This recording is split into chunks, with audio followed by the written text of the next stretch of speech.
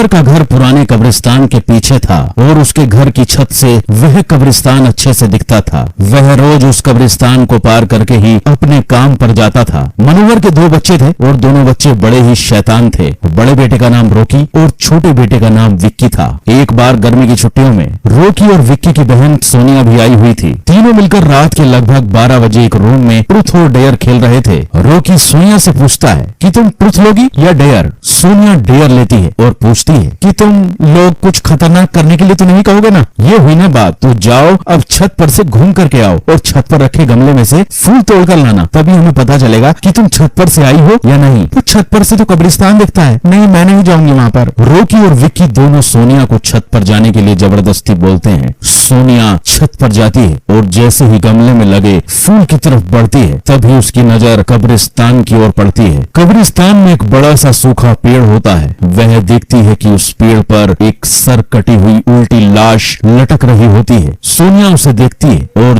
जोर से चिल्लाती हुई बेहोश हो जाती है। फिर जब सोनिया बहुत देर तक छत पर से नहीं लौटती है तो रोकी और विकी दोनों डर जाते हैं। वह छत पर जाकर देखते हैं तो पाते हैं कि सोनिया बेहोश पड़ी है। वो तुरंत मनोहर को बुलाते हैं और सारी बात बताते हैं। तुम तीनों को ऐसा खेल खेलने की जरूरत क्या थी? और रोकी, तुम तो जानते हो कि उस कब्रिस्तान के बारे में कैसी कैसी खबरें आती हैं, फिर भी तुमने सोनिया को रात में छत पर जाने के लिए क्यों भेजा? सॉरी डैड, मुझसे गलती हो गई, हम आगे से कभी ऐसा नहीं करेंगे और फिर कभी दोबारा ऐसा काम किया तो तुम दोनों को उस कब्रिस्तान में छोड़ाऊंगा। अच्छा सोनिया बेटी, ये बताओ तुमने वहाँ ऐसा क्या देख लिया कि तुम वहीं बेहोश हो गई? सोनिया सहमी हुई हालत में मनोहर को सारी बात बताती है कि उसने क्या देखा। मनोहर ने उस कब्रिस्तान के बारे में ऐसी खबरें पहले भी सुनी हुई थी, इसलिए वह सोनिया को डांटता नहीं है और बच्चों को संभल कर रहने की सलाह देता है। एक दिन मनोहर को काम से छुट्टी मिलने में देर हो जाती है और उस दिन उसे ऑटो भी नहीं मिलता है। वह पैदल ही घर की ओर चल पड़ता है। इधर विक्की और रोकी दोनों आपस में बात करते हैं। विक्की, तुम्हें क्या लगता है सोनिया ने जो कहा वो सच है? मुझे तो लगता है वो सिर्फ बातें बना रही है, वो उसका भ्रम होगा। अरे नहीं भाई, तुमने उसकी हालत देखी नहीं,